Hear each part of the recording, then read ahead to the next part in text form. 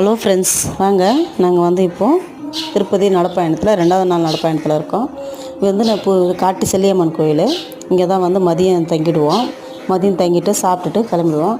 நான் ஃபஸ்ட்டு வீடியோவில் சொல்லியிருப்பேன், புத்தூரில் இருந்தோம். புத்தூரில் காலையில் லஞ்சு முடிச்சிட்டோம்.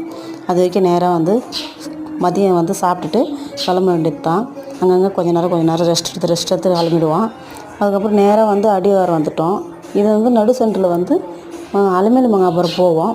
இந்த வாட்டி போக முடியல, ஏன்னா நிறைய ஜனம் இருக்குது, அதனால் போக வேணான்ட்டாங்க. அதனால் இப்படியே திரும்பிட்டோம். நேராக படி வந்துட்டு காலையில் 4 மணிக்கெலாம் நடக்க இறங்கிட்டோம். வந்து ஃபஸ்ட்டு படியில் கற்பூரத்தை கொளுத்திட்டு ஒரு பிள்ளையாருக்கு ஒரு வணக்கத்தை போட்டுட்டு அதுக்கப்புறம் நடக்க இறங்கிட்டோம். அவரோட வேலையும் அங்கங்கே ஒரு அவதாரம் இருக்கும், அதெல்லாம் பார்த்து முடிச்சுட்டு அது வரைக்கும் நடக்க வேண்டியது தான்.